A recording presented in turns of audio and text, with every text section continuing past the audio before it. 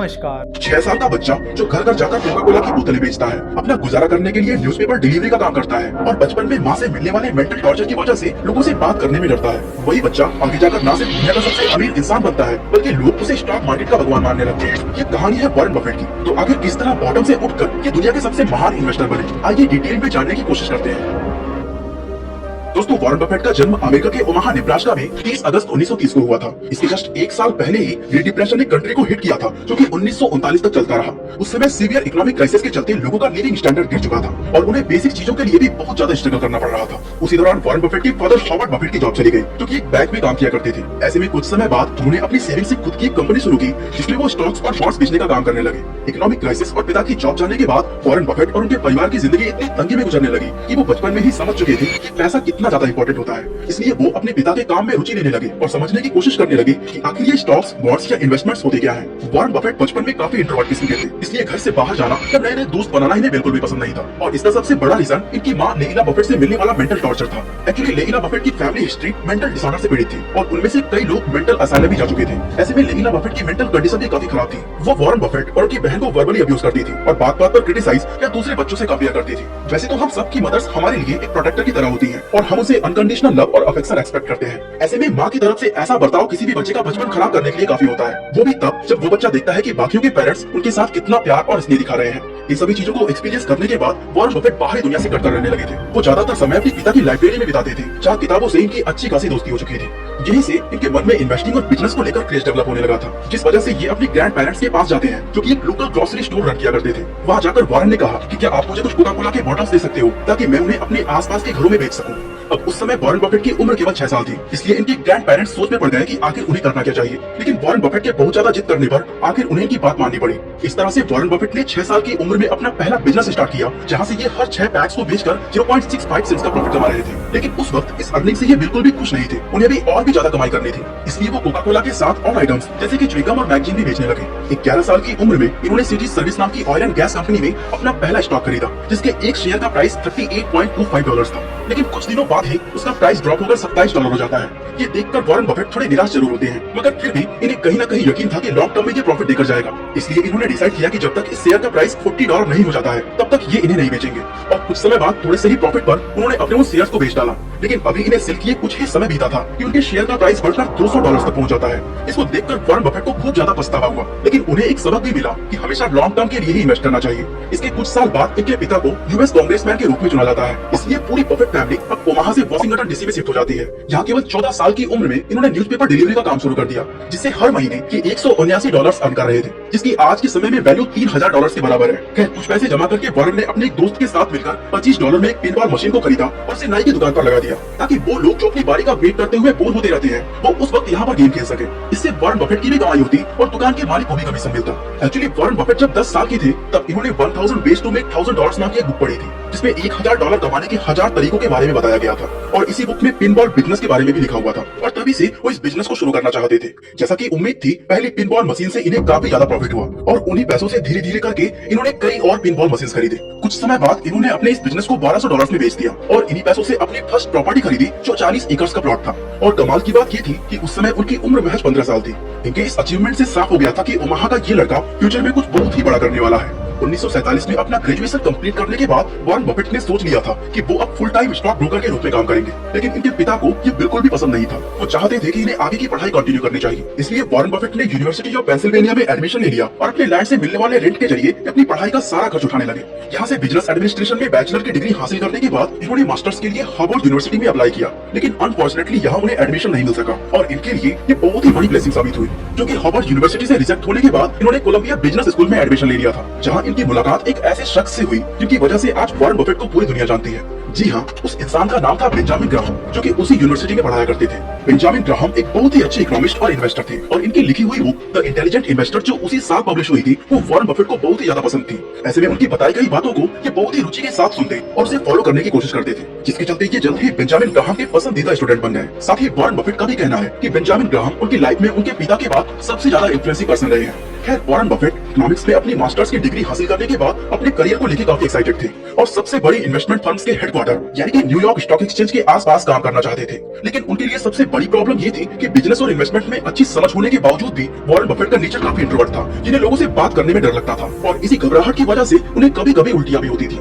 Warren Buffett ने सोचा कि अगर ऐसा ही रहा तो वो कभी भी कामयाब नहीं हो सकेंगे, इसलिए सबसे पहले उन्हें इस डर और घबराहट को निकालना होगा। ऐसे में वो किसी तरह हिम्मत जुटाकर एक पब्लिक स्पीकिंग कोर्स को ज्वाइन कर लेते हैं और अपने आप में किया गया ये इन्वेस्टमेंट इनके लिए बहुत ही ज्यादा प्रॉफिटेबल साबित हुआ, क्योंकि इसी की वजह से इन्होंने अपने डर पर जीत हासिल कर ली थी। इसके कुछ समय बाद बेंजामिन ग्राहम ने बफेट से कांटेक्ट करके उन्हें अपनी इन्वेस्टमेंट फर्म में जॉब ऑफर की। अब वॉरेन बफेट इसी की तलाश में थे कि काम करने के साथ साथ इन्हें सीखने का भी मौका मिले। ऐसे में जब ऑफर गुरु की तरफ से ही आ जाए तो इनकार करने का कोई चांस ही नहीं बनता। इन्होंने झट से उनकी फर्म को ज्वाइन कर लिया। यहाँ इन्होंने सिक्योरिटी एनालिसिस और कंपनीज के वैल्यूएशन निकालने का तरीका सीखा। लेकिन यहाँ काम करते करते वॉरेन बफेट को पता चला कि उनकी और बेंजामिन ग्राहम की सोच में काफी ज्यादा फर्क है। दरअसल वॉरेन बफेट का सिद्धांत ये कहता था कि किसी भी कंपनी का मैनेजमेंट कितना ज्यादा अच्छा है, जबकि बेंजामिन ग्राहम उस कंपनी के नंबर्स और बैलेंस शीट में इंटरेस्ट लेते थे। हालांकि इतना फर्क होने के बाद भी ये दोनों एक दूसरे के काम को अप्रिशिएट करते और एक बैलेंस बनाकर चलते गए। वहाँ काम के दौरान बफेट नई नई कंपनीज के बारे में रिसर्च करते रहते थे। इसी दौरान इन्हें न्यूयॉर्क बेस्ड चॉकलेट बनाने वाली कंपनी ड्रॉकवुड के बारे में पता चलता है, जो सडनली कोका बीन्स का प्राइस इंक्रीज होने की वजह से प्रॉफिट बनाने में स्ट्रगल कर रही थी। वॉरेन बफेट को उम्मीद थी कि जब मार्केट कंडीशन ठीक होगी तो कंपनी फिर से प्रॉफिटेबल हो जाएगी, इसलिए एक बड़ा रिस्क लेकर इन्होंने अपनी 75% सेविंग्स इसमें इन्वेस्ट कर डाली। हालांकि ग्राहम इन्हें वार्न करते रहते थे कि एक ही कंपनी के अंदर अपनी सेविंग्स की इतनी परसेंटेज कभी भी इन्वेस्ट नहीं करनी चाहिए, मगर इसके बावजूद वॉरेन बफेट ने रिस्क लिया। अब इन्हें डर लगने लगा था कि अगर कंपनी के शेयर प्राइस नहीं बढ़े तो अपने पैसों के साथ साथ अपने मेंटोर की नजरों में या अपनी रिस्पेक्ट भी खो देंगे, यानी कि वॉरेन के लिए उनका सब कुछ दांव पर लग गया था। बट लकीली जैसा वॉरेन बफेट ने सोचा था, 1950 के दौरान इकोनॉमी ने बाउंस बैक किया और इससे वॉरेन बफेट को बहुत ज्यादा प्रॉफिट हुआ। अब दोस्तों यहाँ तक आपको ये समझ आ चुका होगा कि स्टॉक मार्केट में इन्वेस्ट करके वॉरेन बफेट ने कितने पैसे कमा लिए हैं। एंड इसलिए मैं अपने व्यूअर्स को हमेशा कहता हूँ कि आप भी स्टॉक मार्केट में इन्वेस्ट करो, लेकिन मुझे पता है कि सभी को इसकी जानकारी नहीं होती है और इसलिए मैं सजेस्ट करता हूँ कि आप म्यूचुअल फंड में इन्वेस्ट कर सकते हो। चलो मैं आपको इसके बारे में थोड़ा एक्सप्लेन कर देता हूँ। इस वीडियो में आपको जो भी फंड बताने वाला हूँ वो केवल एजुकेशनल पर्पस के लिए है, ये कोई बाइंग एंड सेलिंग रिकमेंडेशन नहीं है। आपको बता दो, म्यूचुअल फंड्स कई प्रकार के होते हैं, जैसे कि निफ्टी 50 इंडेक्स फंड में मार्केट कैप के हिसाब से इंडिया की टॉप 50 कंपनीज होती हैं, जिन्हें लार्ज कैप कंपनीज बोला जाता है। वहीं अगर आप एनएसई की वेबसाइट पर जाकर Nifty total market index fund को देखोगे तो इसमें 750 कंपनी शामिल है, जिसमें large cap, mid cap, small cap and even micro cap शामिल है। तो निफ्टी 50 में जहां आपका एक्सपोजर केवल 50 स्टॉक्स में होगा, वहीं निफ्टी टोटल मार्केट इंडेक्स में आपका एक्सपोजर 750 स्टॉक्स में होने वाला है। निफ्टी 50 में लार्ज कैप कंपनीज होने की वजह से इसका रिस्क थोड़ा कम होता है, लेकिन रिटर्न भी डिसेंट होता है। वहीं Nifty total market index fund में स्मॉल कैप और माइक्रो कैप होने की वजह से इसका रिस्क थोड़ा बढ़ जाता है, लेकिन रिटर्न आप निफ्टी 50 से ज्यादा एक्सपेक्ट कर सकते हो। अगर आप 10 साल का डेटा देखो तो निफ्टी 50 में 14%, निफ्टी मिड कैप में 22%, निफ्टी स्मॉल कैप में 20% और निफ्टी माइक्रो कैप में 27% का रिटर्न देखने को मिलेगा। अब आपने देखा कि माइक्रो कैप ने निफ्टी 50 से ज्यादा रिटर्न दिया है, लेकिन इसमें रिस्क भी ज्यादा होता है, तो ये आपके ऊपर डिपेंड करता है कि आप कितना रिस्क ले सकते हो। जहां निफ्टी 50 में सभी कंपनीज लार्ज कैप होती है, वहीं Nifty total market index fund में 70% लार्ज कैप, 16% मिड कैप और 13% स्मॉल एंड माइक्रो कैप की होती है। इससे ये फंड थोड़ा बैलेंस हो जाता है, जहां आपको small, mid and micro cap को अलग से ट्रैक नहीं करना पड़ता। वहीं हम पिछले 10 साल का डेटा देखें तो निफ्टी 50 ने 13% का रिटर्न दिया है और निफ्टी टोटल मार्केट इंडेक्स ने 15% कह रहा हूँ। वहीं 15 साल का डेटा देखें तो निफ्टी 50 ने 14% का रिटर्न और Nifty total market index fund ने 15.23% का रिटर्न दिया है। मतलब कि Nifty total market index fund ने हमेशा निफ्टी 50 को आउट परफॉर्म किया है। लेकिन आपको ये ध्यान रखना चाहिए कि पास्ट के रिटर्न्स फ्यूचर के रिटर्न्स की गारंटी नहीं देते हैं, बस इससे हमें एक आइडिया ही मिल सकता है। Nifty total market index NSE के टोटल मार्केट कैपिटलाइजेशन का 96% कवर करता है, जबकि निफ्टी 50 एनएसई के टोटल मार्केट कैपिटलाइजेशन का केवल 49% ही कवर करता है। अगर आपको निफ्टी 50 इंडेक्स फंड में इन्वेस्ट करना है तो आपको कई सारे फंड्स मिल जाएंगे, लेकिन अगर आपको Nifty total market index fund में इन्वेस्ट करना है तो आपको केवल एक ही फंड मिलेगा। अब देखो, ये तो आप पर डिपेंड करता है कि अगर आप रिस्क कम लेना चाहते हो और डिसेंट रिटर्न से भी सेटिस्फाइड हो तो आप निफ्टी 50 में इन्वेस्ट कर सकते हो। लेकिन अगर अभी आपका एज कम है और आप थोड़ा ज्यादा रिस्क ले सकते हो एंड और ज्यादा रिटर्न्स का एक्सपेक्टेशन रखते हो तो Nifty total market index fund को कंसीडर कर सकते हो। ये आपके रिस्क, कैपेसिटी और टाइम वर्जन पर डिपेंड करता है कि आपको किस फंड में इन्वेस्ट करना चाहिए। अगेन मैं कहना चाहूंगा कि ये कोई बाइंग एंड सेलिंग रिकमेंडेशन नहीं है दोस्तों। वॉरेन बफेट ने हमेशा ही वैल्यू इन्वेस्टिंग पर फोकस किया है और 1950 में जब इकोनॉमी ने बाउंस बैक कर लिया था तो 1956 में इन्होंने सोचा कि क्यों ना ग्राहम की ही कंपनी ग्राहम न्यूमैन में पार्टनरशिप कर ली जाए एंड ये इसकी प्लानिंग ही कर रहे थे, तभी इन्हें बहुत बड़ा झटका लगता है। एक्चुअली ग्राहम अब इन्वेस्टमेंट से इंटरेस्ट खो चुके थे, उन्हें लगने लगा था कि उनके पास जो पैसे बचे हैं वो एक अच्छी लाइफ गुजारने के लिए काफी है एंड इसलिए वो रिटायर होकर आगे की लाइफ को एंजॉय करने लगे। अब वॉरेन बफेट को समझ नहीं आ रहा था कि आगे वो करे क्या, तभी इन्होंने सोचा कि इनके पास तो पैसे भी हैं और एक इन्वेस्टमेंट फर्म चलाने का एक्सपीरियंस भी, इसलिए क्यों ना अपना खुद का ही एक इन्वेस्टमेंट फर्म ओपन कर लिया जाए। और इसी प्लान के साथ 25 साल की उम्र में ये न्यूयॉर्क से ओमाहा वापस आ गए। यहाँ आकर इन्होंने अपनी इन्वेस्टमेंट पार्टनरशिप स्टार्ट की, जिसका नाम बफेट पार्टनरशिप लिमिटेड रखा और पैसे होने के बावजूद भी ऑफिस रेंट पर लेने या स्टाफ स्टॉक्स हायर करने की जगह इन्होंने अपने घर के ही एक कमरे से अपना सारा बिजनेस अकेले ही मैनेज करना शुरू कर दिया। दोस्तों शुरुआत में इनसे टोटल 7 पार्टनर्स जुड़े थे, जिसमें इनके फैमिली मेंबर्स और फ्रेंड्स भी शामिल थे, और इन सभी ने मिलकर $1,05,000 इन्वेस्ट किए थे। लेकिन बफेट के वैल्यू इन्वेस्टिंग प्रिंसिपल्स और प्रॉफिट्स की वजह से देखते ही देखते बहुत सारे इन्वेस्टर्स ने इनके पार्टनरशिप को ज्वाइन करना शुरू कर दिया। वॉरेन बफेट अपने मेंटर बेंजामिन ग्राहम से इन्फ्लुएंस होकर अंडर वैल्यूड स्टॉक्स में इन्वेस्ट करने लगे थे, क्योंकि उन स्टॉक्स की एक्चुअल वैल्यू उसके करंट प्राइस से बहुत ही ज्यादा होती थी।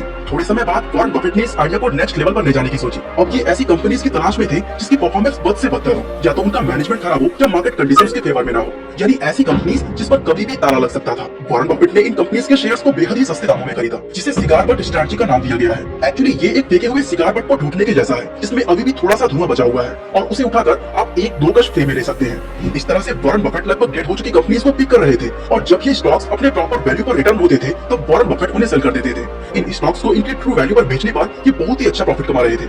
ये स्ट्रैटेजी बफेट के लिए बहुत ही बेनिफिशियल साबित हुई। इसलिए 1960 के दौरान $1,05,000 के इनिशियल इन्वेस्टमेंट से शुरुआत करते हुए उनकी पार्टनरशिप की नेटवर्थ बढ़कर $7.2 मिलियन तक पहुंच गई, और इसी दौरान वॉरेन बफेट की पर्सनल नेटवर्थ ने $1 मिलियन के आंकड़े को टच किया था। अपने वैल्यू इन्वेस्टिंग के प्रिंसिपल पर जैसे जैसे इन्हें सक्सेस मिलती गई, बड़ी संख्या में लोग इनके साथ जुड़ने लगे। हालांकि इतनी अच्छी ट्रैक रिकॉर्ड के बावजूद कुछ लोग ऐसे थे जो बफेट पर भरोसा करने में हेजिटेट कर रहे थे, क्योंकि 20 साल से ज्यादा उम्र होने के बावजूद वो एक टीनेजर की तरह दिखते थे। ऐसे में लोगों को शक होता था कि ये 18 साल का दिखने वाला लड़का क्या सच में उनके पैसे को मैनेज कर सकेगा। खैर, जिन लोगों ने बफेट पर भरोसा किया उन्होंने बहुत ही बड़ा प्रॉफिट कमाया, क्योंकि 1956 से 1968 के बीच हर साल बफेट ने उन्हें 29.5% का एवरेज रिटर्न दिलाया था। आप खुद सोचो, जो पैसे आप एफडी में डालते हो उस पर केवल 5 से 6% का इंटरेस्ट मिलता है, जहाँ 30% के प्रॉफिट से इसका कोई मुकाबला ही नहीं होता। अपनी इसी सक्सेस के चलते पार्टनरशिप शुरू करने के सिर्फ 10 साल के अंदर बफेट अपने क्लाइंट्स के $44 मिलियन मैनेज करने लगे थे, जो अगले 3 साल में बढ़कर $104 मिलियन जितने बड़े अमाउंट तक पहुंच गया था। तभी इनकी लाइफ में एक ऐसा हादसा हुआ जो इनके इतने साल के मेहनत पर सवाल खड़ा कर दिया। साल था 1962, जब बर्कशायर हाथवे नाम का एक टेक्सटाइल बिजनेस बहुत ही लॉसेस से गुजर रहा था, और ये वॉरेन बफेट की सिगार बट स्ट्रैटेजी पर बिल्कुल ही खरा उतर रहा था। इसलिए बफेट ने इसके इतने शेयर्स खरीद लिए जिससे ये इसके मेजॉरिटी ओनर बन गए। 1964 में इस कंपनी के मालिक सीबरी स्टैटन को डर सताने लगा कि वॉरेन बफेट बर्कशायर हाथवे को टेक ओवर न कर ले, इसलिए उन्होंने बफेट के साथ एक मीटिंग रखी। मीटिंग के दौरान सीबरी ने प्रस्ताव रखा कि वो प्रीमियम प्राइस पर उन शेयर्स को बायबैक करना चाहते हैं जो कि अभी बफेट के पास है। अब जैसा कि ये बफेट के लिए एक फायदे का सौदा था, इसलिए इन्होंने फौरन ही हाँ कर दी। लेकिन जब कुछ दिनों बाद इन्हें ऑफर लेटर रिसीव हुआ तब बफेट के गुस्से का ठिकाना नहीं था, क्योंकि इसमें ऑफर प्राइस $11.32 लिखा हुआ था, जबकि मीटिंग के दौरान इसकी $11.50 पर बात हुई थी। बफेट को लगने लगा कि सीबरी ने अपनी बात से पलटकर इन्हें धोखा दे दिया है, इसलिए इन्होंने उससे बदला लेने की ठान ली और उसे सबक सिखाने के लिए उस पूरी कंपनी को ही एक्वायर कर लिया, जिसके बाद इन्होंने सीबरी को कंपनी से बर्खास्त कर दिया। कुछ समय बाद जब बफेट का गुस्सा शांत हुआ तब इन्हें एहसास हुआ कि इसे कितनी बड़ी गलती हो चुकी है, क्योंकि इन्होंने एक ऐसी कंपनी को एक्वायर कर लिया था जिसके लॉसेस लगातार बढ़ते ही जा रहे थे। इसके बाद इन्होंने माना कि बर्कशायर हाथवे को $200 बिलियन में खरीदना उनकी लाइफ की सबसे बड़ी गलती थी, और इस गलती से इन्हें ये सबक मिला कि कभी भी इमोशन में बहकर इन्वेस्टमेंट नहीं करना चाहिए।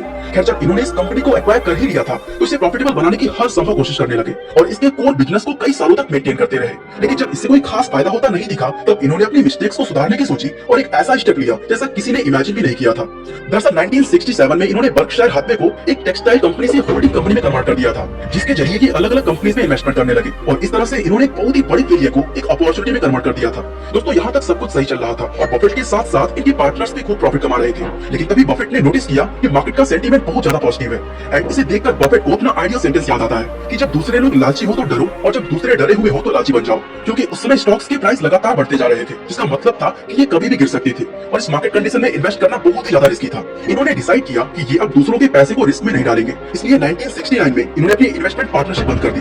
उस समय वो 39 साल के थे और $25 मिलियन की नेटवर्थ के साथ ये बहुत ही अमीर पर्सनालिटी बन चुके थे। लेकिन बर्कशायर हाथवे को खरीदने के बाद उन्हें जितना स्ट्रगल करना पड़ा था वो अब तक उसे भुला नहीं सके थे, इसलिए इन्होंने अपनी स्ट्रेटजी को बदलने की सोची, जिसमें इनके एक बहुत ही अच्छे बिजनेस पार्टनर चार्ली मुंगर ने मदद की। उन्होंने बफेट को एडवाइस दिया कि फेयर कंपनीज को ग्रेट प्राइस पर खरीदने की जगह ग्रेट कंपनीज को फेयर प्राइस पर खरीदो, मतलब अच्छी कंपनीज को खरीदो जब वो लो प्राइस पर ट्रेड कर रही हो, इससे रिस्क काफी कम होगा। बफेट को ये आइडिया काफी अच्छा लगा और अब वो किसी ऐसी ही कंपनी की खोज में लग जाते हैं, और ये खोज जाकर रुकती है कोका कोला पर, क्योंकि ये एक ऐसा ब्रांड था जो एक सदी से मार्केट में छाया हुआ था, और इसकी सबसे अच्छी बात ये थी कि अब तक कोई भी ब्रांड इससे कॉम्पीट नहीं कर सका था। इस चीज को आइडेंटिफाई करने के बाद इन्होंने 1988 से 1989 के दौरान $1 बिलियन में कोका कोला के 6.2% शेयर्स को खरीद लिया। इसके अलावा और भी कई बड़ी कंपनीज जैसे कि अमेरिकन एक्सप्रेस और वॉशिंगटन पोस्ट में बर्कशायर हाथवे के जरिए इन्वेस्टमेंट की, और ये नई स्ट्रेटजी इनके लिए गेम चेंजर साबित हुई। इस सफलता के बाद बर्कशायर हाथवे ने कई एक नेट कंपनीज के शेयर्स को खरीदकर उन्हें होल्ड करना शुरू कर दिया था। बर्कशायर हाथवे ने 1990s के दौरान जिनेट में $600 मिलियन का इन्वेस्टमेंट किया था, जिसकी वैल्यू 24 महीने से भी कम समय में बढ़कर $850 मिलियन हो गई थी। इसके बाद इन्होंने मैकडॉनल्ड्स, जेनेट्स, पीएनसी बैंक और नेटजेट्स नाम की प्राइवेट एविएशन जैसी और भी कई बेहतरीन कंपनीज में भी अपना पैसा इन्वेस्ट किया, जिसके चलते 1990 में जहां इनकी नेटवर्थ $3.3 बिलियन थी, वो 1999 में बढ़कर $36 बिलियन पहुंच गई। इसके बाद भी वॉरेन बफेट ने बहुत सारे ए ग्रेड स्टॉक्स में इन्वेस्ट किया, जैसे कि 2005 में वॉलमार्ट, 2008 में गोल्डमैन सैक्स एंड बैंक ऑफ अमेरिका के 13% स्टेक्स को खरीदा। इन कंपनी से इन्हें इतना प्रॉफिट हुआ कि 2008 में ही $62 बिलियन के टोटल नेटवर्थ के साथ वॉरेन बफेट दुनिया के सबसे अमीर इंसान बन चुके थे। अब कुछ लोगों के मन में सवाल आ सकता है कि वॉरेन बफेट आखिर इतने पैसे का करेंगे क्या? आपको बता दो, जून 2006 में बफेट ने अनाउंस किया था कि वो अपनी 80% वेल्थ को चैरिटेबल फाउंडेशन में डोनेट कर देंगे। वही 2020 में इन्होंने 80% को बढ़ाकर 99% कर दिया था, यानी कि इनके जाने के बाद इनकी 99% वेल्थ चैरिटेबल फाउंडेशंस को दे दी जाएंगी। ऐसे में अपनी लगभग सारी वेल्थ को डोनेट कर देना एक बहुत बड़ी दरियादिली की निशानी है, और ये चीज वॉरेन बफेट को एक सक्सेसफुल इन्वेस्टर होने के साथ साथ एक बेहतरीन इंसान भी बनाती है। अगर आप थोड़े से भी क्यूरियस हो ना, तो यहीं बने रहो, और हाँ, लाइक बटन दबा दो, सब्सक्राइब करो हमारे चैनल को और शेयर करो वीडियो अपने फ्रेंड्स के साथ। हम ला रहे हैं आपके लिए बेस्ट मोस्ट इन्फॉर्मेटिव वीडियोस पूरे वेब पर, और हम नहीं चाहते कि आप कुछ भी मिस करो। तो ज्वाइन करो हमारी कम्युनिटी, अपडेटेड रहो और सीखते रहो साथ मिलके। लाइक, सब्सक्राइब एंड शेयर, बस एक सेकंड लगेगा। Thanks for watching.